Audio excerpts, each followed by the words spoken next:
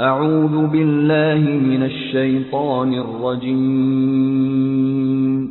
بسم الله الرحمن الرحيم Surah 102 At-Takathur. Acquisitiveness. Title. The opening word At-Takathur. Acquisitiveness constitutes this surah's title. Period of revelation. According to Abu Hayyan and Shawkani, it is generally regarded as a Makkan surah. Imam Suyuti also endorses this view. However, the following reports speak of it as a Medinan surah. Ibn Abi Hatim quotes Abu Buraida's report that it was revealed regarding the two tribes of the Ansar, namely Banu Haritha and Banu al-Harth. Both of them boasted of the glory of their ancestors and did the same in graveyards in each other's presence. This occasioned the revelation of this surah. However, in light of the viewpoints of companions and successors about the circumstantial setting of a surah, this does not conclusively establish that this surah was sent down at that particular time. Rather, it means that this surah applies to the conduct of these two tribes.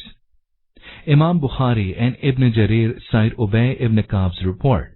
We assumed that when the Prophet, peace be upon him, made the statement, "If a man already possesses two valleys full of riches, he will still wish for a third one.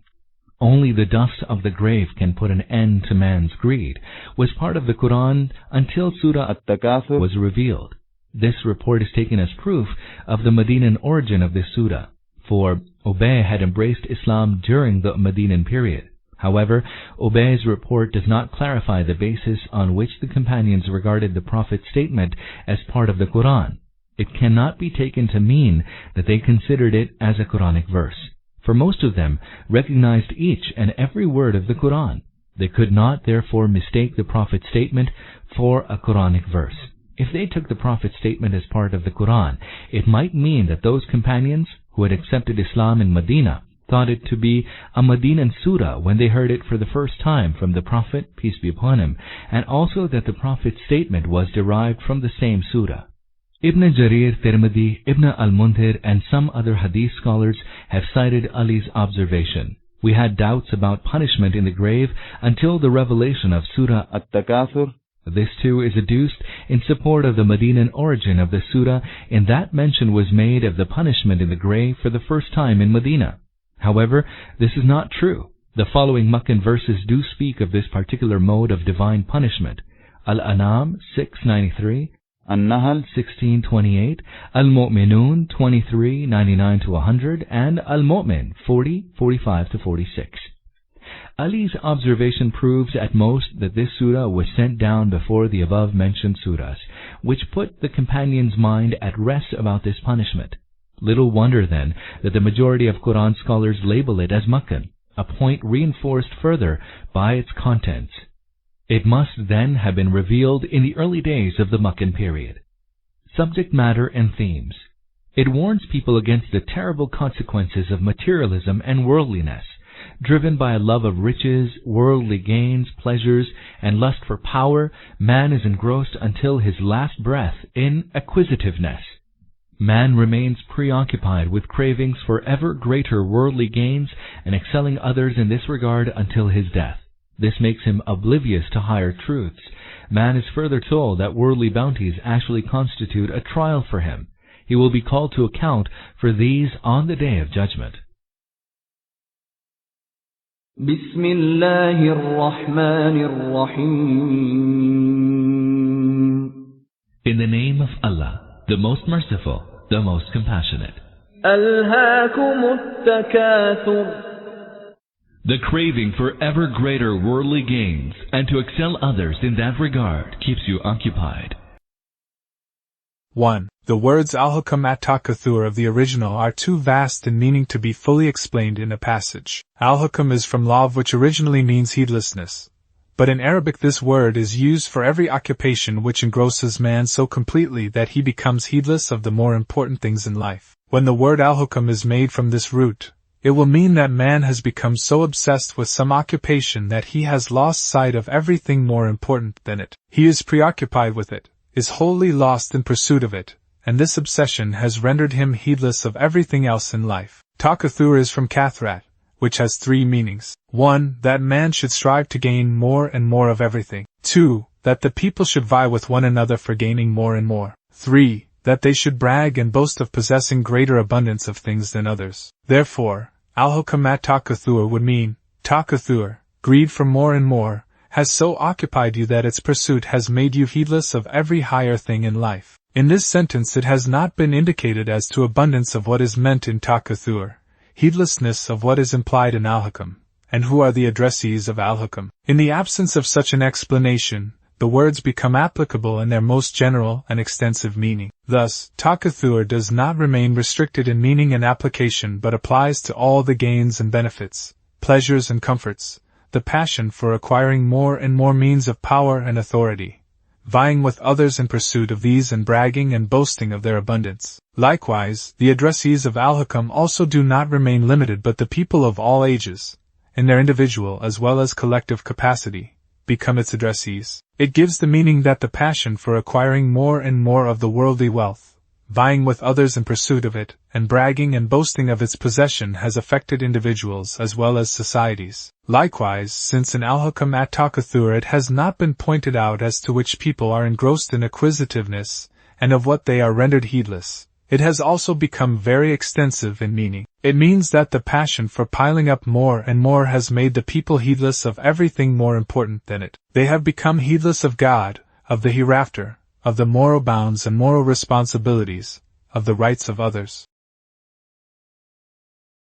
and of their own obligations to render those rights. They are only after raising the standard of living and do not bother even if the standard of humanity be falling. They want to acquire more and more of wealth no matter how and by what means it is acquired. They desire to have more and more means of comfort and physical enjoyment, and, overwhelmed by this greed, they have become wholly insensitive as to the ultimate end of this way of living. They are engaged in a race with others to acquire more and more of power, more and more of forces, more and more of weapons, and they have no idea that all this is a means of filling God's earth with tyranny and wickedness, and of destroying humanity itself. In short, Takathur has many forms, which have engrossed individuals as well as societies so completely that they have become heedless of everything beyond the world, its benefits and pleasures. حتى زرتم المقابر. Until you reach your graves. 2. That is, you spend your whole life in the same craze and endeavor, until the time comes when you must die and leave the world. كلا سوف تعلمون. Nay, you will soon come to know. 3. That is, you are under the delusion that the abundance of the worldly goods and surpassing others in it is real progress and success, whereas the opposite is the case. Soon you will know its evil end and you will realize that it was a stupendous error in which you remained involved throughout your life. Soon may mean the hereafter. That is, for the being whose sight comprehends all ages, from eternity to eternity, a few thousand years or a few 100,000 years can only be a short span of the eternal time. Soon it can also mean death, for death is not very far away from any man, and soon after death man will come to know whether the occupations which engaged him throughout life were a means of good fortune and success for him, or of misfortune and failure. ثم كلا سوف تعلمون. Nay, again, you shall soon come to know. كلا لو تعلمون علم اليقين. Nay, would that you knew with certainty of knowledge what your attitude will lead to, you would never have acted the way you do. لترون الجحيم. You will surely end up seeing hell. ثم لترونها عين اليقين. Again, you shall most certainly end up seeing it with absolute certainty. ثم لتسألن يومئذ عن النعيم.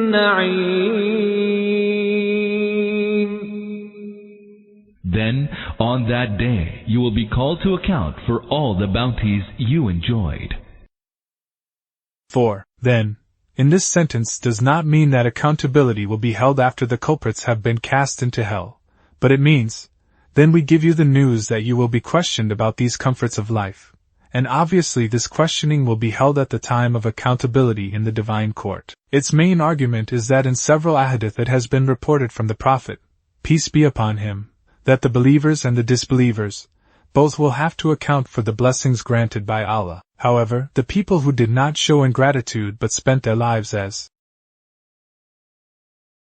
grateful servants of Allah will come out successful from the accountability, and those who proved thankless to Allah for His blessings and committed ingratitude by word or by deed, or by both, will emerge as failures. Jabir bin Abdullah says, the Prophet, peace be upon him, once visited us and we served him with fresh dates and gave him cool water to drink. Thereupon he said, these are of the blessings about which you will be questioned. Musnad Ahmad, Nasai, Ibn Jarir, Ibn al-Mundhir, Ibn Mardiyah, Abd bin Humayd by Haki and Ashwab. Abu Huraira has reported that the Prophet, peace be upon him, once asked Abu Bakr and Umar to accompany him to the place of Abu Haytham bin At-Tayhan Ansari. Thus, he took them to the oasis of Ibn At-Tayhan. The latter brought a bunch of dates and placed it before them. The Prophet, peace be upon him, said, why didn't you pluck the dates yourself? He said, I thought you would yourselves select and eat dates of your choice. So, they ate the dates and drank cool water. At the end, the Prophet, peace be upon him, said, by him in whose hand is my life, this is of the blessings about which you will be questioned on the resurrection day, the cool shade, the cool dates, the cool water. This tradition has been narrated in different ways by Muslim, Ibn Majah, Abu Dawud, Tirmidhi, Nasai, Ibn Jarir, Abu Ya'la and others, on the authority of Abu Huraira, in some of which the name of the Ansari companion has been mentioned, and in some he has been referred to as a person from among the Ansar. This incident has been related with several details by Ibn Abi Hatim from Umar, and by Imam Ahmad from Abu Asib, the Prophet's, peace be upon him, freed slave. Ibn Hibban and Ibn Mardiyah have related a tradition from Abdullah bin Abbas, which shows that an almost similar thing had happened in the house of Abu Ayyub Ansari. These ahadith make it explicit that not only the disbelievers but the righteous believers too will be questioned. As for the blessings which Allah has bestowed on man, they are unlimited and countless. There are many blessings of which man is not even conscious. The Quran says, if you try to count the blessings of Allah, you will not be able to calculate them. Surah Ibrahim, Ayat 34. Countless of them are the blessings which Allah has granted directly to man, and a large number of these are the blessings which man is granted through his own skill and endeavor. About the blessings that accrue to man in consequence of his own labor and skill, he will have to render an account as to how he acquired them, and in what ways he spent them. In respect of the blessings directly bestowed by Allah, he will have to give an account as to how he used them. And in respect of all the blessings, on the whole, he will have to tell whether he had acknowledged that those blessings had been granted by Allah and whether he had expressed gratitude for them to Allah with his heart, and by word and deed, or whether he thought he had received all that accidentally, or as a gift from many gods, or whether he held the belief that although those were the blessings of one God, in their bestowal many other beings also had a part, and for that very reason he had taken them as his gods and worshipped and thanked them as such.